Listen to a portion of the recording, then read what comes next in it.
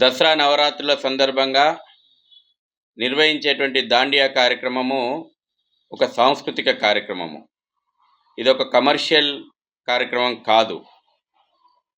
3 కమిషనరేట్లు హైదరాబాద్, సైబరాబాద్, రాచకొండ కమిషనరేట్ల పరిధి లోపట పబ్బుల్లో, క్లబ్బుల్లో, ఫంక్షన్ హాల్ల లోపట టికెట్లు పెట్టి ఏదైతే ఒక కమర్షియల్ ఈవెంట్ల లాగా దాండియా కార్యక్రమాలు నిర్వహిస్తున్నారో వీటిని పర్మిషన్లను వెంటనే రద్దు చేయాలని పోలీసు శాఖను విశ్వ హిందూ పరిషత్ డిమాండ్ చేస్తూ ఉంది. పవిత్రమైనటువంటి నవరాత్రుల లోపట నిర్వహించేటువంటి దాండియా కార్యక్రమాల లోపట ఒక రకమైనటువంటి లవ్ జిహాద్ అనేటువంటి ఒక విషక్రీడ కూడా తెరలేపిరనేటువంటి విషయాలు వెలుగు చూస్తున్నాయి.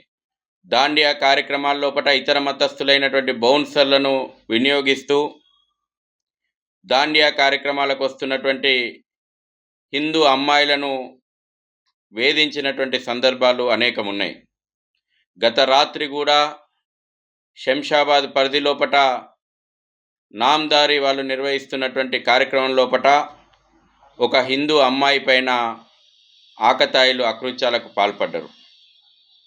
పోలీసులు కఠినంగా వ్యవహరించాలి, కఠినమైనటువంటి చర్యలు తీసుకోవాలా. ఈ రకంగా వస్తున్నటువంటి సమాచారం మీద పోలీసులకు పూర్తి స్థాయి సమాచారం ఉన్నా నిరోధించడం లోపట ఎందుకు విఫలమవుతున్నారని చెప్పేసి విహెచ్పి ప్రశ్నిస్తూ ఉంది.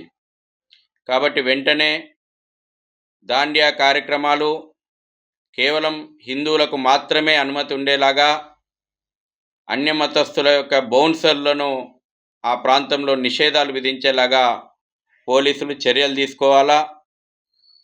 పోలీసులు సరైనటువంటి చర్యలు తీసుకోవడం లోపల విఫలమైతే విశ్వ హిందూ పరిషత్, బజరంగ్ దళ్తో పాటు హిందూ సంస్థలు ప్రత్యక్ష ఆందోళన కార్యక్రమాలకు దిగాల్సి వస్తుందని కూడా ఈ సందర్భంగా తెలియజేస్తూ ఉన్నాం.